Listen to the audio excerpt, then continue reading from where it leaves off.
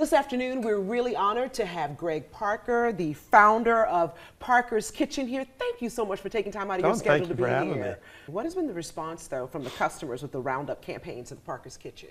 Well, they're huge. You know, when we did our Wounded Warriors program in 3 months, I think we gave away $300,000.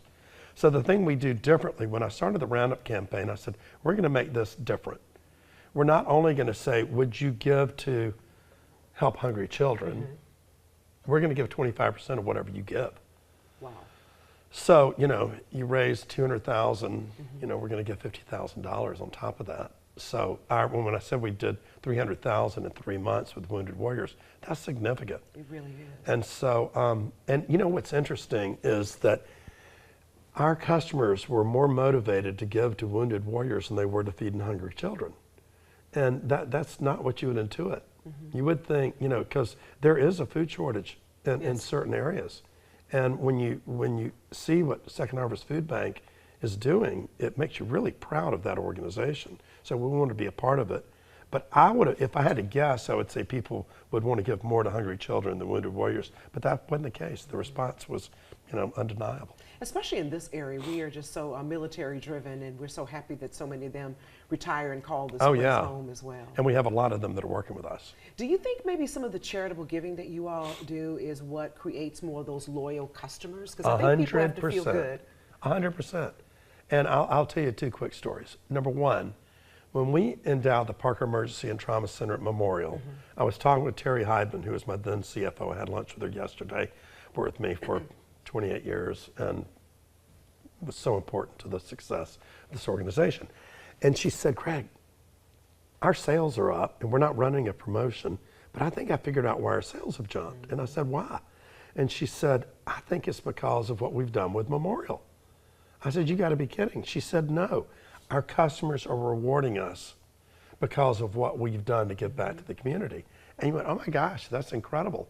Here we're just doing the right thing. When I gave to Memorial, I'd had a horrible experience through the ED, which resulted in a 6.5-hour emergency surgery. And I thought, I don't want anybody else to go through this again. And that's the reason I got involved with it. And we gave them a gift, but we also did a big study working with Savannah College of Art and Design, looking at other EDs around the country, emergency rooms, and to see what we could do to transform this to make it better. And our customers rewarded us for giving back. And then so your customers want to support companies that give back. That's something I didn't know. You know, it was just like, well, here's the proof. You know, we're not running a promotion, but our sales are lifting. Well, this is them rewarding us for doing the right thing. The second thing is that I have founders lunches every few months because we have so many new people coming to our company all the time. And so I was at a founders lunch, and I went around the room and I said, what is it that made you want to come work for Parker's? And what I heard from like 3/4 of the people that were in there working is, we want to work with a company that gives back.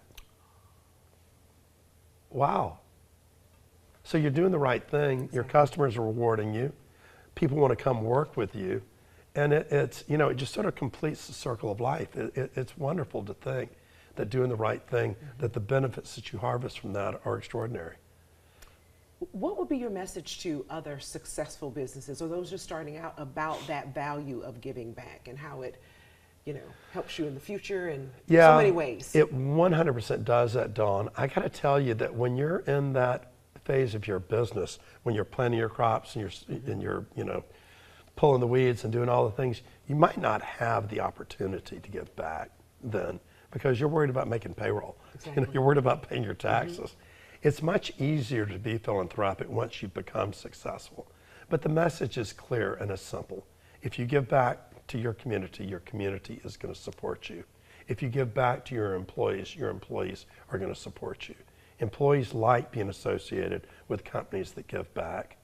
And so that is an overarching thing, but it's not fair to supplant what I'm doing with new entrepreneurs and all. I think they need to keep it in mind, but they will know when they're able to give back. And it seems to me that Savannah is a very generous community, and people do believe in giving back. That is true. That's what makes us so special.